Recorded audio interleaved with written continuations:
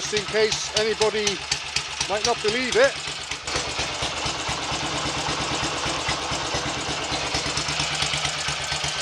I've got a bit of retard on the ignition lever, and obviously the throttle is set to stay put because there's no tickover screw or a GP carburetor. We're ticking over at 1000 RPM.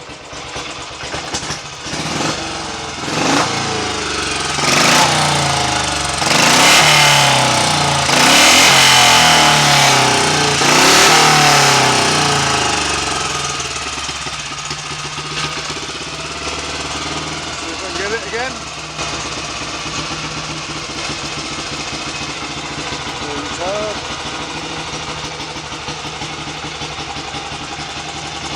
There we go.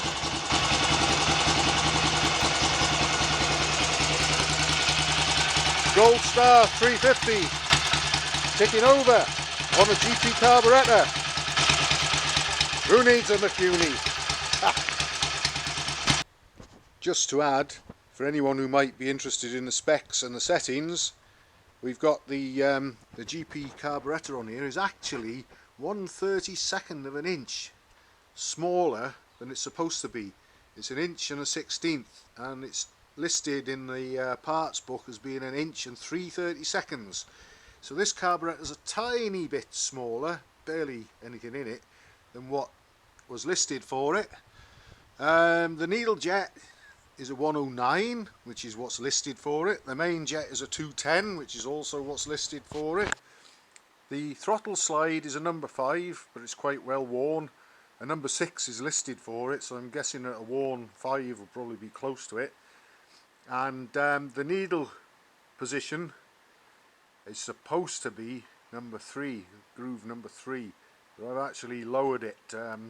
I've only got 1 notch left to go lower because it did appear to be running quite rich initially, although I ended up changing the spark plug as well, and the spark plug that was in there, whether it's right for it or not I don't know, but it's what was in there, and it was coming out black, and we had a bit of a misfiring thing going on occasionally, and that is a NGK B8 ES.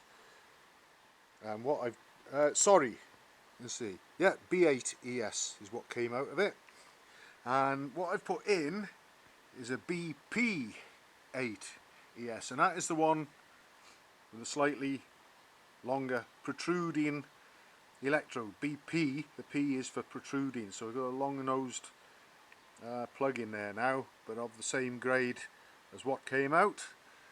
So I've checked the push rods, the valve clearances, in case there's any settling, because obviously I altered the length of the push rods and had the ends off, well, certainly the inlet one, so everything seems alright there, nothing's sort of taken a set or anything. Getting closer to being able to have another go on this. I've been up and down a lane on it, and it wasn't great, but I had this obviously faulty spark plug in it at the time.